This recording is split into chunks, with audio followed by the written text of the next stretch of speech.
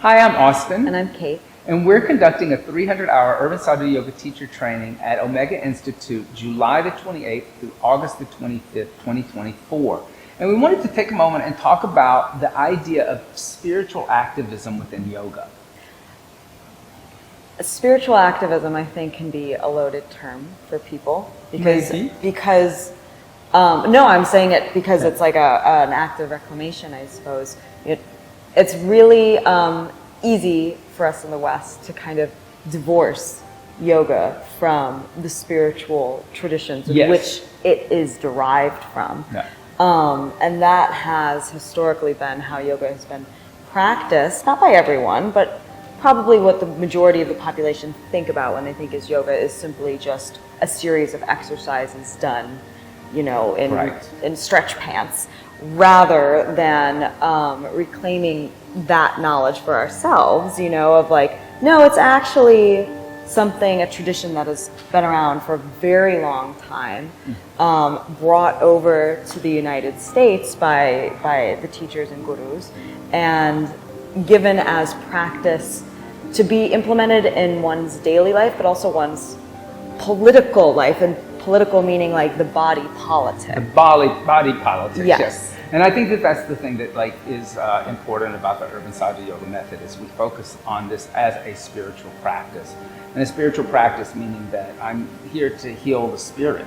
I'm here to heal the inner self. And when you start practicing yoga on that way, you start to realize that within the yoga tradition is rooted in an idea of ethical living. Mm-hmm. Patanjali talks about yamas and niyamas. Krishna in the Bhagavad Gita talks about how Arjuna should live his life if he's going to be a sthipaprajna. And the thing that's been lost, I think, with a lot of the Western tradition and the modern tradition is we have turned it into just a fitness class. And then we don't offer these deep, profound, thought-provoking ideas and concepts on how I should live my life and interact with the world around me. Mm-hmm. And what does it mean to be a spiritual activist? It means that you understand the ethical life you want to lead, and then you apply it to your actions. Right. So it could mean a multitude of different things. Right. And I think for me, there was that like hashtag on Instagram that went around like yoga every day or whatever, and it was just pictures of people practicing asana, which no shame to asana, but really, at least in my experience, the yoga everyday hashtag is applied to the context of the moral and ethical standards and questions that the teachings of yoga really make you interrogate and have like a real conversation with.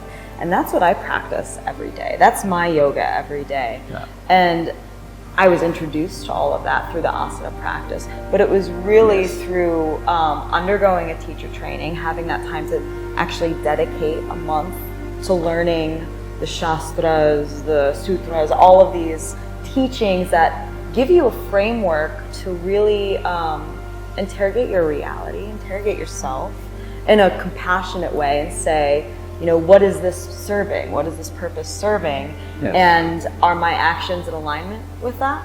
Or are they not? And to me, that's what spiritual activism is there's this alignment between my internal landscape and my external actions. Yes, absolutely. And so I think that that's one of those kind of things that if you're a yoga teacher or you're a yoga practitioner and you want to dive deeper into these teachings, this teacher training is perfect for you. Yeah. Whether you want to teach yoga asana or not. We also have an internationally recognized team of lecturers and guest teachers that are coming to help support this. Dev Panay is going to be teaching mythology and yoga history, and he's also doing an event at Omega Institute that our students will be able to go to called How Mythology Can Expand Your Mind, which he's going to be talking a lot about what we're talking about, spiritual activism, and like how the spiritual teachings of mythology really help guide you through your daily actions and interactions in the world.